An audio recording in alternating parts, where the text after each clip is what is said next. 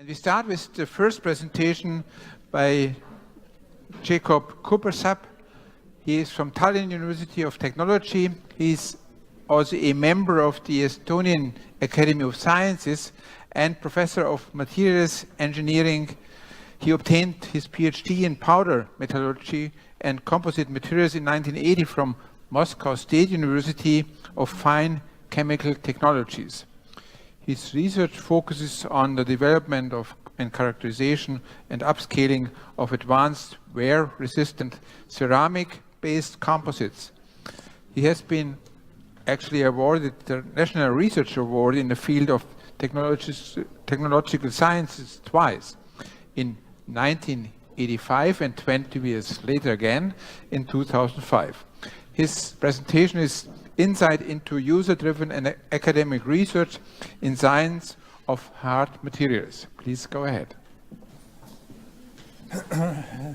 Dear participants of the conference, ladies and gentlemen, I represent Tallinn University of Technology, and I would like to talk about my experience of user-driven and academic research in science of hard materials.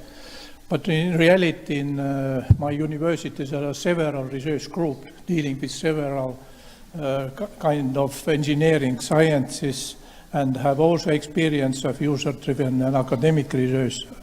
And I am only one of the examples.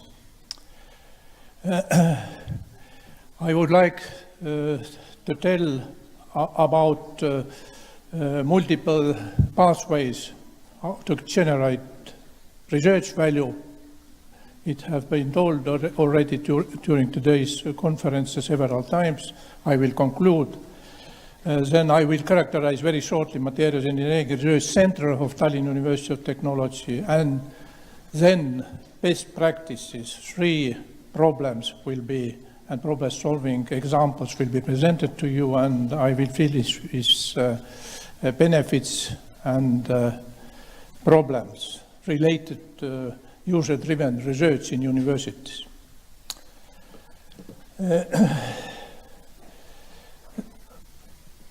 First of all, one of the channels to generate the value of research is increasing the stock of knowledge. It is very well known. We are doing research and publishing papers, and also patents are very important here. Creation of scientific instrumentation is also a very nice example of the value of research. Training of skilled people. Several times it was pointed out on today's seminar conference, also human capital development and collaboration in research projects and networks.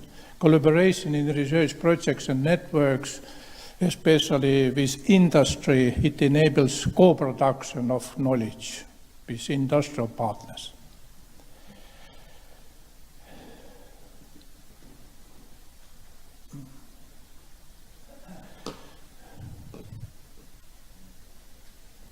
Okay, what we need for collaboration with industry, with user-driven research? First of all, a very important pool is human capital, people, professors, PhD students, master students. But that's not enough. We need also expertise of these people, good knowledge about the previous projects they carried out. Expertise is second, and the next very important issue is related to scientific infrastructure. We need nice infrastructure to carry out valuable research. And characterizing Materials Engineering Research Center, we have there different laboratories. All our research I will present results to you is based on 5 laboratories: powder metallurgy, coatings, tribology, disintegration technology, and materials research.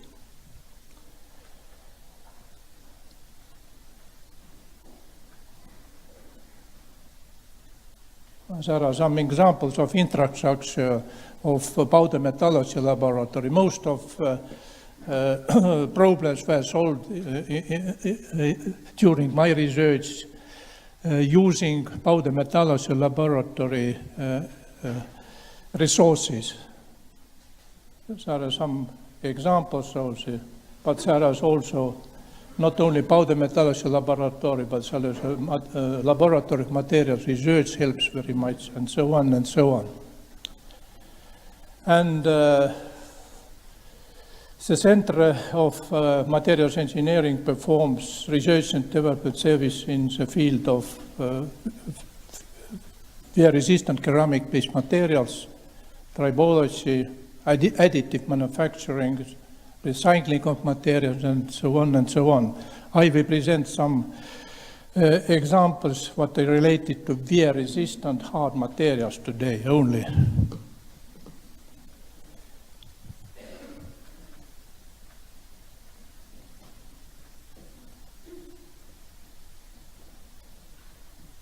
Best practices. I will talk about best practices it needs. I will tell about 3 problems. First of problem is related to automobile industry, automobile tires, winter tires used very widely in northern countries. Then I will talk about corrosion resistant alloys for watch and jewelry industry, and I will finish with ballistic protection materials.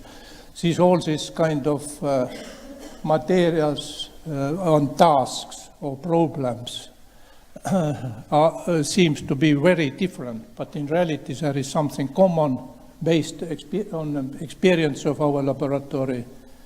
The common is that the common keyword is titanium, different kind of titanium, titanium-based alloys, titanium carbide, titanium carbonitride, so on and so on. Lightweight is one common word, and also high hardness. And there is something also common related to agreement details with industrial partners. Safety and environmental protection is very common in all projects. Confidentiality, it means that almost everything we did is confidential, not any publications, and availability, wide availability of materials used for production.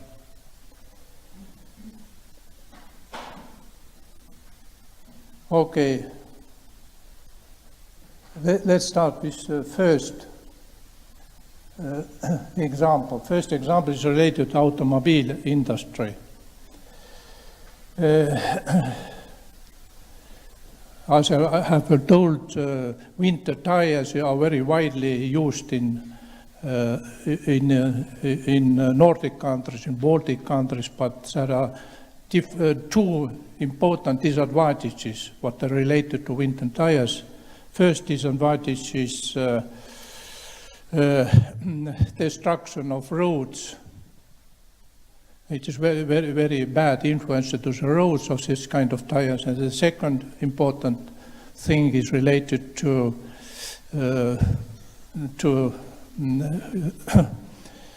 bad influence of human health, what is related to the asphalt dust pollution.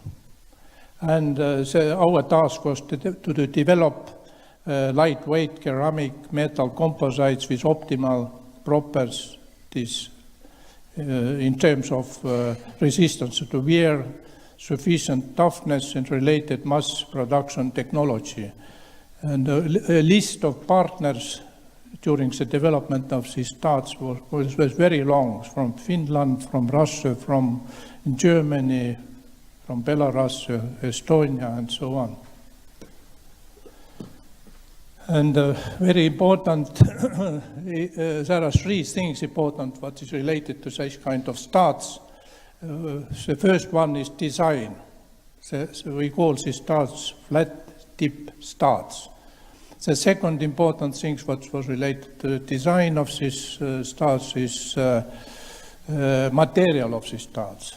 Not usual tungsten carbide, cobalt, hard metal can be used, and our task force would elaborate new material. And the third very important task was development of mass production technology. There are some, I go back. We developed titanium carbide-based Kermet alloy for this kind of starts, and also we developed mass production technology that should be produced billions, not millions, not 100 millions, but billions of this kind of starts. And there is very important is what is production technology. 3 different possibilities there are. There is also information material, 1 prototype of automobiles tires with flat tip starts, and information material in Finnish language with our Finnish partners. And what are the conclusions? Conclusion is that we developed materials and mass production technology with these characteristics you can read there. The next task or problem was related to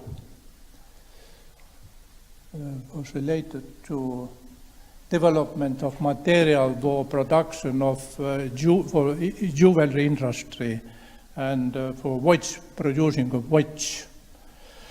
What kind of materials are used in this case? In this case, mostly are used noble metals.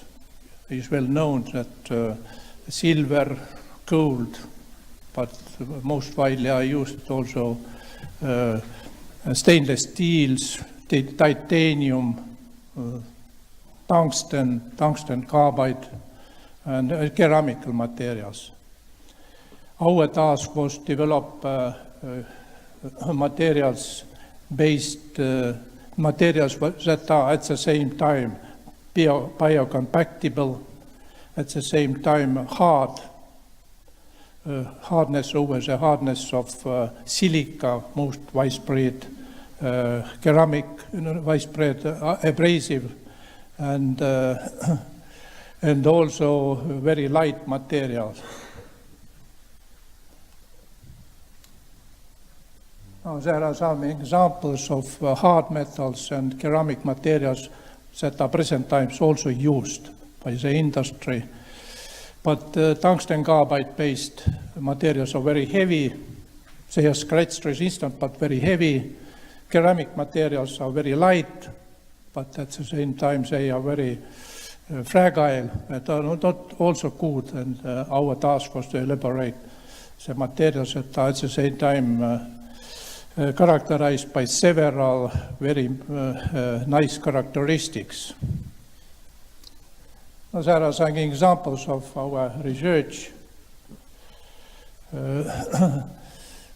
On the left side you see that sometimes it is important also not only hardness or biocompatibility or some other characteristic, but the color. You see there the color, sometimes what is important is golden color. You see golden color material, ceramic materials with very high hardness.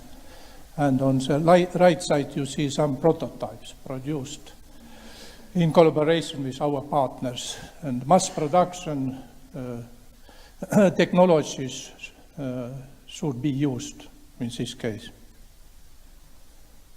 And there is you can see conclusions. What kind of materials were developed? We developed in reality 2 kinds of materials. One is based on titanium carbide thermets, and other is based on ceramical material based on titanium oxycarbide. Both have been patented. We have patents in collaboration with our partners, and the results were quite promising. The third example is related to ballistic materials for military purposes. It was, you see who is a partner. Partners is Estonian Ministry of Defense. And it is well known that as ballistic materials, steel can be used, but steel is too heavy. Our task was to elaborate not heavy material, but light material, but at the same time with high hardness.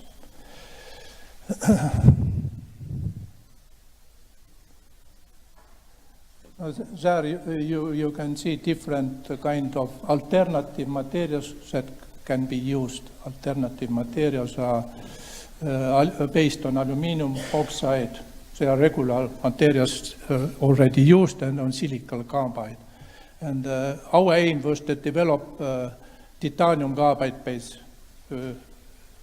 materials that are characterized by high hardness, higher than that of a bullet made from tungsten carbide, and also specific density should be as low as possible. The lower the density, the better. You can see some experiments that were carried out together with military people, made the ballistic tests. And during the ballistic tests, these titanium carbide-based materials appeared to be the best. And not only the ballistic performance is important, very important is also lightness. And there are compared 3 alternative materials based on silicon carbide, aluminum oxide, and titanium carbide. But ballistic performance of titanium carbide materials was better, but the density of materials were quite similar. There is a conclusion of this third problem we solved this in collaboration. In reality, there were 2 projects. And in conclusion, there were behind every problem we solved, there was not only one project, but several projects. And behind this, the third one was 2 projects. And some conclusions. What is the value of research we carry out? What are the benefits for university? First of all, financial benefits. Financial benefits are not the most important, of course. The most important maybe for university, especially for the University of Technology, is solving real-life problems. We need real-life problems inside the university. And very important.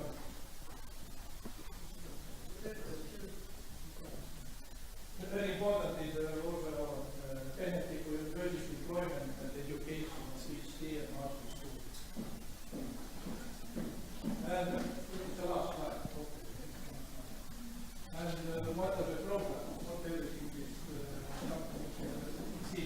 good. The problems is scarceness of public research investment. Public research investments are crucial for collaboration with industry. Without public research investment, it is almost impossible to have a nice infrastructure in university, to have professors working on the PhD students and so on. But there are also problems related to culture clash, very well known. That culture of confidentiality in the industry versus open knowledge sharing in the university. All this research I presented you was not open, which means there was no possible to write any paper.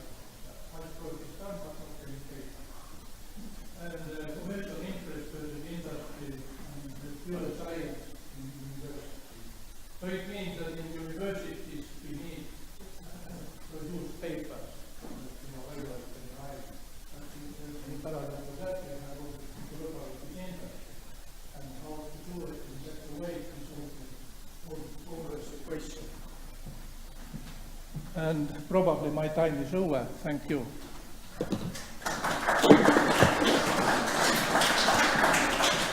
Thank